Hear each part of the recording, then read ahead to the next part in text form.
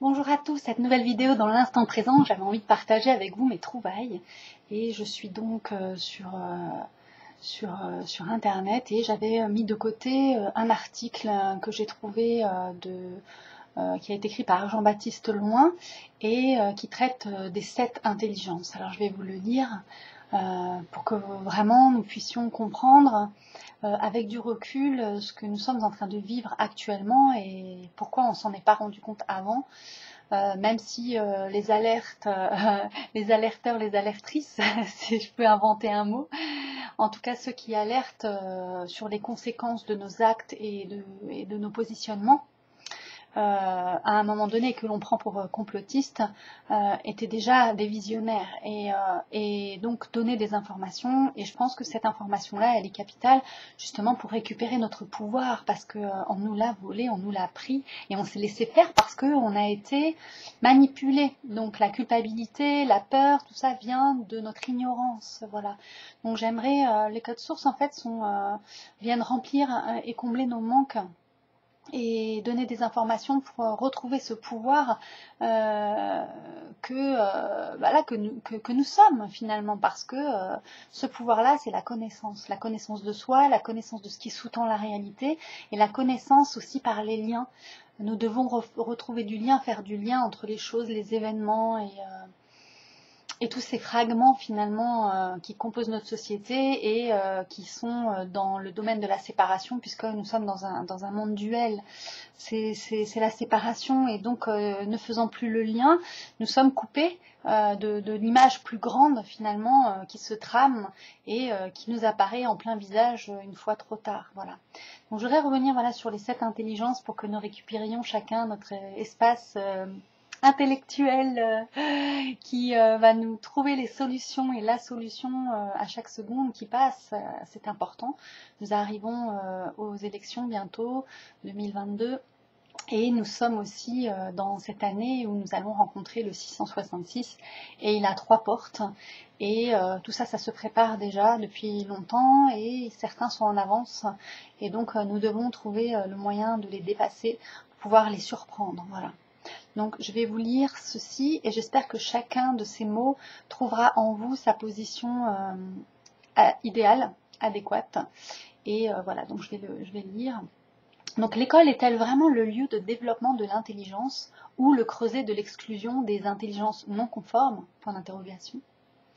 En 1979, la fondation Bernard Van Leer de La Haye demande à une équipe de chercheurs de la Harvard Graduate School of Education d'entreprendre une enquête sur la nature du potentiel humain.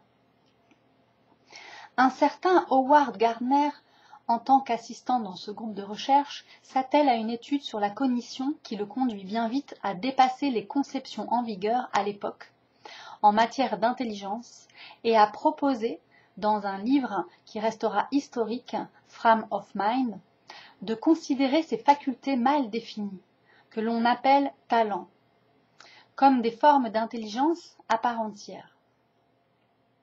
À travers cette redéfinition, qui déclencha bien sûr l'irritation et le mépris de ses confrères, il s'agissait pour Gardner de remplacer la conception monodimensionnelle de l'intelligence par une conception plurielle, qui prendrait en compte les différentes facettes de l'activité cognitive et reconnaîtrait que nous différons les uns des autres par notre acuité cognitive. L'école pour apprendre à obéir. C'est là que ça devient intéressant. C'est évidemment à l'école que tout commence, dans cette vénérable institution, où, comme disait Coluche, on apprend avant tout à devenir un obéisseur. Ça vous rappelle rien maintenant? Le seul et unique type d'intelligence pris en compte est celui correspondant au test du fameux quotient intellectuel, ou QI, qui d'ailleurs fut précisément établi au début du siècle pour évaluer les chances de réussite des enfants dans le cadre scolaire. Moi, ça me fait penser aussi à l'intelligence artificielle, calquée sur ce modèle, et du coup froid, glacial et distant, et qui commence à nous contrôler, et à nous dominer avec les téléphones portables sans contact, les cartes magnétiques, le travail à la maison, les ordinateurs, la spiritualité dans la machine, hein, tout se fait maintenant sur Internet. Nous coupons des liens humains les uns des autres et cela se fait déjà au niveau de l'école. Je continue. Merveilleuse institution que l'école, qui avait prévu tout à la fois le programme le plus parfaitement standard, les sanctions les plus handicapantes pour ceux qui ne parviendraient pas à s'y rendre conformes, ce qui a été mon cas. Je pense beaucoup le cas entre vous, enfin de ceux qui me regardaient, parce que c'est cette sensibilité incomprise qui nous permet de comprendre aussi le système et de le voir tel quel, puisqu'il nous rejette, donc on peut mieux l'observer. Donc, et même donc le moyen scientifique de mesurer le degré de conformité de chacun. Donc ça veut dire que c'est mesuré scientifiquement et donc nous sommes mis de côté et nous sommes malgré tout quand même observés puisque cela fait partie de l'expérience scientifique. L'école fait partie d'une expérience scientifique et qui donne des données, des informations sur les comportements majeurs, mineurs, sur les comportements de groupe, les comportements en groupe et ceux qui sont rejetés, le nombre duquel ils correspondent. Combien sont-ils? Voilà, j'avais du mal à... Donc, merveilleuse institution qui avait prévu tout à la fois le programme le plus parfaitement standard, les sanctions handicapantes pour ceux qui ne parviendraient pas à s'y conformer, et même le moyen scientifique de mesurer le degré de conformité de chacun. Donc, nous sommes observés depuis toujours, hein, sauf que là, la machine, elle est tellement présente que... maintenant, on le sait, on a une caméra sous le nez à chaque seconde. Avec notre téléphone portable, c'est un détecteur de tout, des mimiques, voilà, de nos pensées, et ça capte toutes nos énergies. Donc, bref. Malheureusement, un siècle est passé et l'on est en droit de trouver déplacé que cette école-là continue de fabriquer de bons soldats pour le chômage. Le chômage d'ailleurs n'est qu'un moindre mal, comparé à l'exclusion pure et simple dont sont victimes tant de jeunes des banlieues réputés inadaptés. Pas que des jeunes des banlieues, je veux dire, ça a toujours été à partir du moment où on quitte l'école et qu'est-ce qu'on a comme bagage.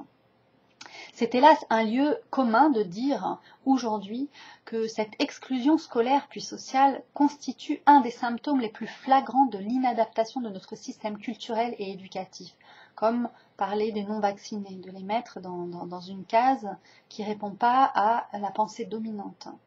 Mais au-delà même de ce problème de banlieue, nos normes d'intelligence démontrent encore plus leur incongruité du fait que ce ne sont pas forcément les plus diplômés qui en ville réussissent le mieux. Pof. Le fossé se creuse en effet chaque jour entre la jungle d'asphalte mondialisée et les programmes poussiéreux mais aseptisés des grandes écoles. Alors, comment permettre à des potentiels humains nouveaux de trouver des solutions nouvelles à des situations nouvelles? Projet passerelle, mettre de l'ordre là où il n'y en a plus et quitter le monde des solutions quitter le monde des problèmes pour entrer dans le monde des solutions. On peut être visionnaire aussi intuitivement et prendre en conséquence des actes, poser des actes pour ce futur, même si on est très en avance par rapport voilà, à ce qui est transmis comme ça. Ici, je crois que c'est, je vous le dirai tout à l'heure pour la date de parution. Alors, je continue. Alors, comment permettre donc à des potentiels humains nouveaux de trouver des solutions nouvelles et des situations nouvelles? Et comment, surtout, offrir à chacun le moyen d'exprimer ses talents particuliers dans le cadre d'une civilisation complète, c'est-à-dire à la fois rationnelle et créatrice? Peut-être en tenant compte de la découverte d'Howard Gardner qui a redéfini l'intelligence en lui attribuant 7 formes différentes, c'est-à-dire verbale, logico-mathématique, spatiale, musicale, corporelle et kinesthésique. Interpersonnelle, c'est l'intelligence des autres, et intrapersonnelle, l'intelligence de soi. C'est intéressant quand même, hein. Donc ça, je vais... ouais, ça, je vais le prendre. Tac. Voilà, c'est quelque chose qui a développé, c'est tellement passionnant. Ensuite, donc les 7 principes formes d'intelligence. Mais au fait, qu'est-ce que l'intelligence? Selon Gardner, c'est une compétence mise en œuvre pour résoudre un problème. Mais ne furent évidemment prises en compte que ces recherches, que les compétences universelles valables pour toute l'espèce humaine, et surtout pouvant être localisées dans le cerveau et comportant un noyau opératoire identifiable. Comme on l'a vu, il y en a 7. L'intelligence musicale, qui apparaît clairement chez certains enfants prodiges comme Mozart, mais est présente chez tous à divers degrés. C'est une faculté universelle que l'on retrouve à tous les âges de l'humanité et partout dans le monde. D'autre part, la compétence musicale est partiellement localisée dans le cerveau et elle se double d'une capacité opératoire dès la petite enfance. Donc les bruits, tout ça, cette sensibilité, la reconnaissance de certains sons plus développés que la moyenne. L'intelligence kinesthésique correspond à la capacité de contrôle des mouvements corporels. Elle est, elle aussi, localisée dans le cerveau.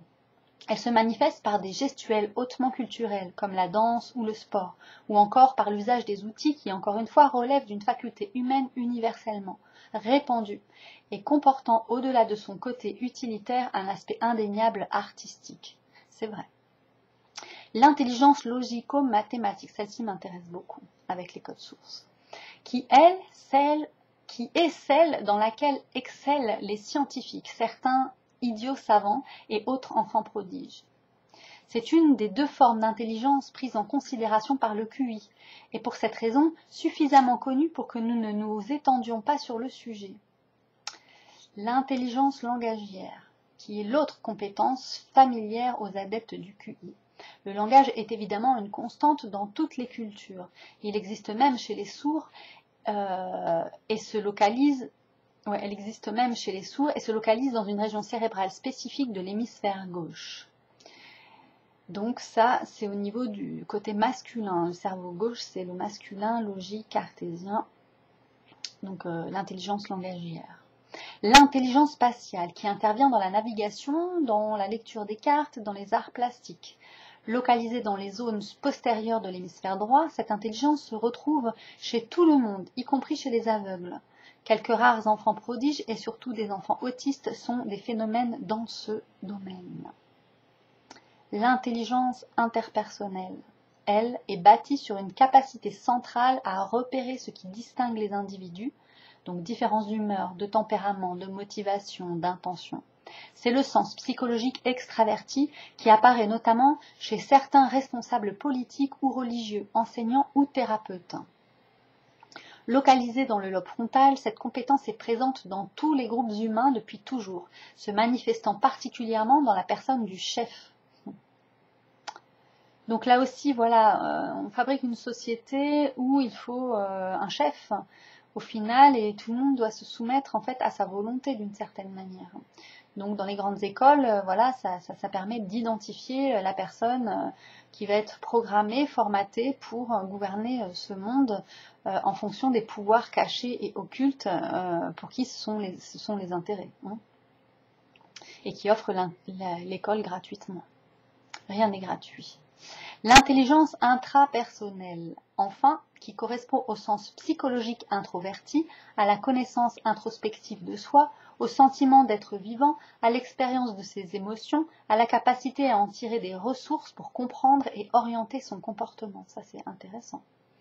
Également localisée dans les lobes frontaux, cette intelligence serait plutôt celle du sorcier, du sage, de certains artistes et du psy jungien ou transpersonnel. L'intelligence intrapersonnelle, c'est vraiment très intéressant. Vers une nouvelle école, point d'interrogation. Donc ce que ce nouveau modèle des intelligences multiples, ou IM, nous apporte, c'est avant tout une conception de l'éducation centrée sur l'individu réel, et non plus sur un hypothétique esprit standard. C'est vers ça que je souhaite aller pour le projet Passerelle et ma construction d'une école, justement. Donc je vais m'appuyer sur des travaux qui sont déjà en place pour pouvoir continuer d'avancer pas à pas, avec une expertise évolutive. Dans la pensée IM,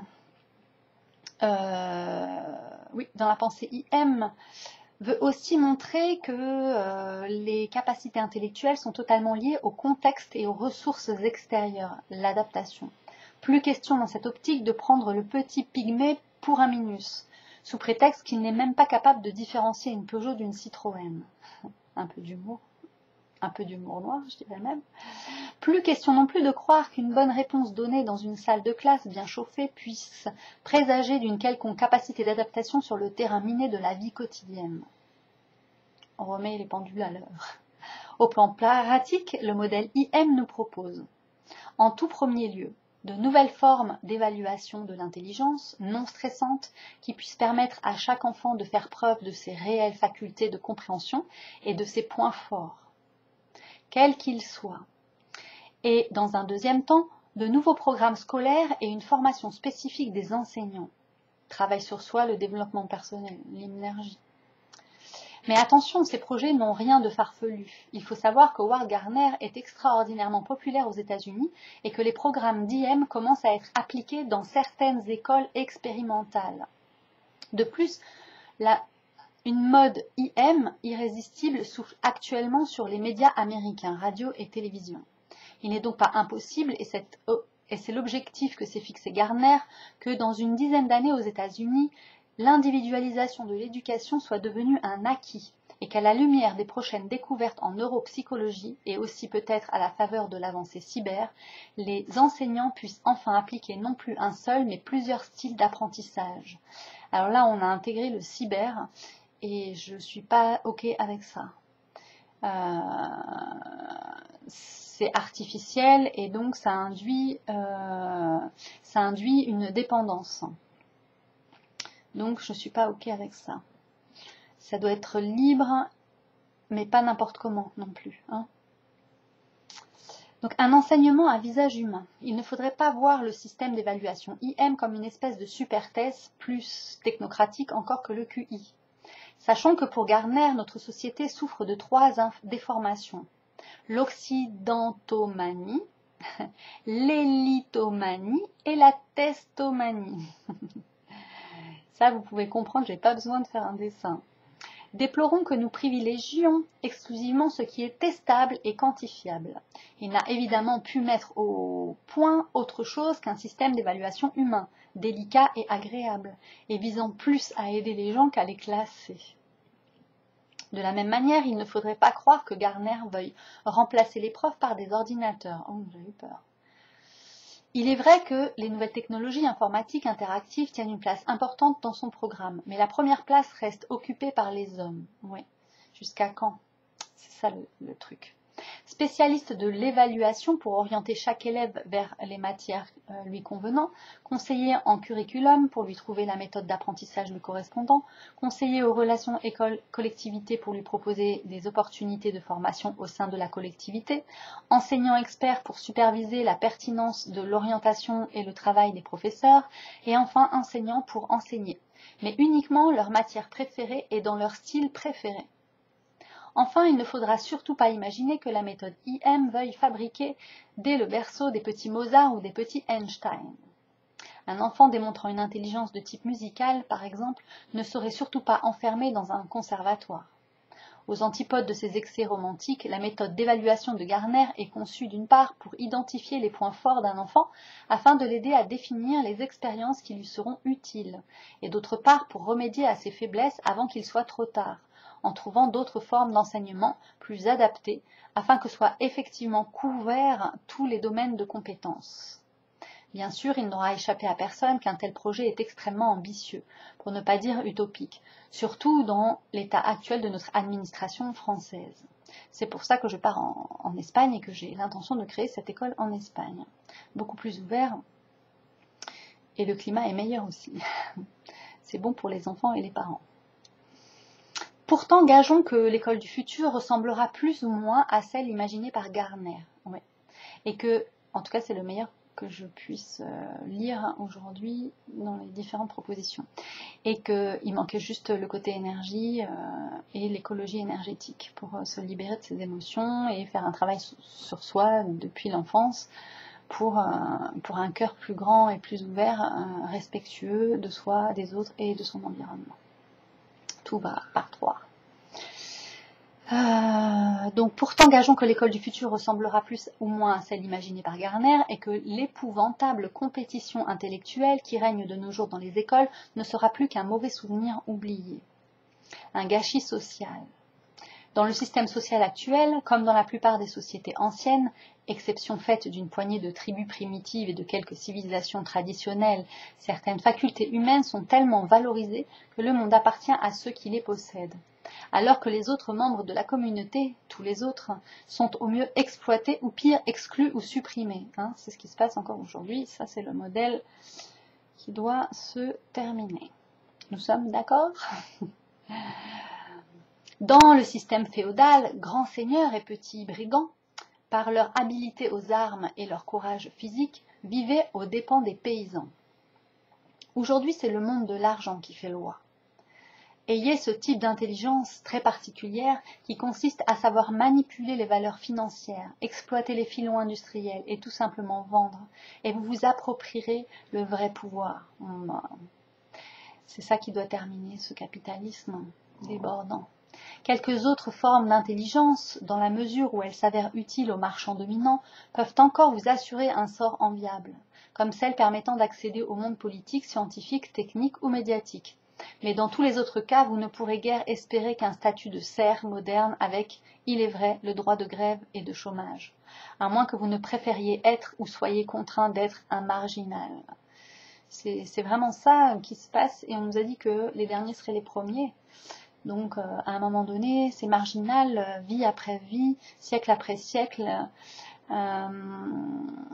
Voilà, civilisation après civilisation, à un moment donné, ça doit se renverser, cette petite tache blanche dans la goutte noire, et cette grande goutte noire et une petite tache blanche, à un moment donné, ça active le yin et le yang, ça bouge, ça ne peut pas rester toujours dans le même espace. Donc, marginal, oui. Ce fonctionnement social basé sur le rapport dominant-dominé actuel, hérité de notre passé animal et que la gauche n'a pas plus évité que la droite, n'est en réalité vraiment bénéfique à personne. Même pas aux maîtres, puisque c'est la société tout entière qui se prive ainsi des ressources quasi infinies dont elle pourrait bénéficier si elle exploitait l'ensemble des formes d'intelligence. Donc Geneviève Maillan, pour soutenir Réponse Bio et nous permettre de rester un média indépendant, vous pouvez aller sur la page de réponsebio.com. Merci de votre écoute. Je voulais partager ça avec vous pour mettre mon petit grain de sable. C'est mon anniversaire cette nuit. Et je voulais fêter mes 50 ans. Je vous souhaite à tous le meilleur. Je vous dis à bientôt pour une prochaine vidéo.